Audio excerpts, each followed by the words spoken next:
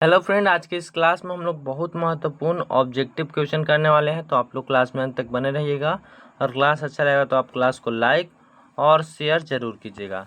तो चलिए क्लास को स्टार्ट करते हैं।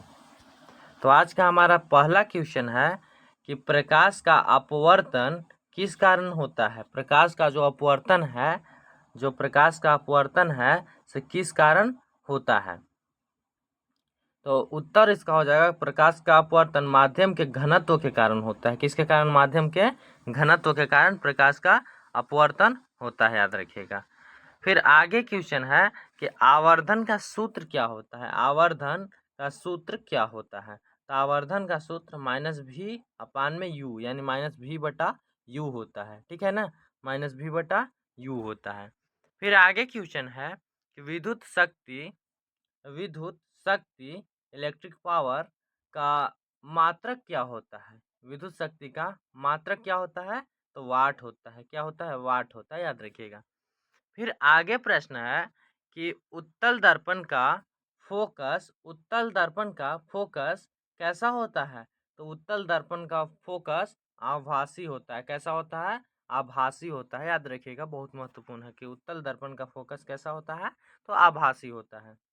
फिर आगे क्वेश्चन है कि ध्वनि की तीव्रता का मात्रक क्या है। ध्वनि की तीव्रता का मात्रक क्या होता है? ध्वनि की तीव्रता का मात्रक डेसिबल होता है, जिस डीबी से रिप्रेजेंट करते हैं, यानी संकेत इसका होता है डीबी। डेसिबल याद रखना है, ध्वनि की तीव्रता का मात्रक है। ठीक है। फिर आगे क्वेश्चन है कि दूध में पाया जाने वाला मुख्य कार्बोहाइड्रेट कौन सा है।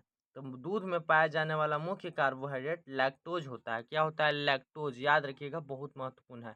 दूध में पाया जाने वाला मुख्य कार्बोहाइड्रेट लैक्टोज है। ठीक है ना। फिर आगे क्वेश्चन है कि सबसे हल्का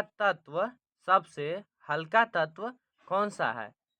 तो सबसे हल्का तत्व हाइड्रोजन है। कौन है? हाइड्रोजन, याद रखिएगा। सबसे हल्का तत्व हाइड्रोजन है। फिर आगे क्वेश्चन है कि किसी धातु की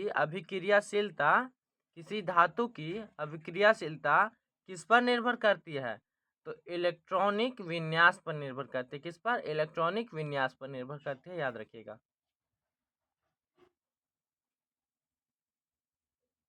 पर निर्भर करती है तो इलेक्ट्रॉनिक विन्यास पर।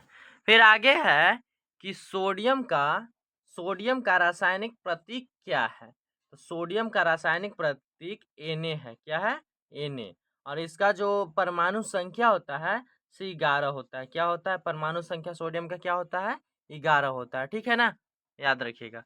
फिर आगे क्वेश्चन है कि किसी अम्ल और क्षार की अभिक्रिया से किसी अम्ल एसिड एंड बेस की अभिक्रिया से कौन सा यौगिक बनता है। तो नमक और जल। क्या बनेगा? नमक और जल, यानी उदासीन लवण बन जाएगा, जिसको लवण बोलते हैं, लवण बोल सकते हैं। लवण और जल बन जाएगा। क्या? लवण और जल बन जाएगा, याद रखिएगा। तो चलिए, आज का यह क्लास आपको बहुत अच्छा से समझ में आया होगा। तो और अगर इसका नोट्स आपको लेना होगा तो आप हमारे व्हाट्सएप ग्रुप में जुड़ सकते हैं। चलिए, इस क्लास को यहीं पर बंद करते हैं।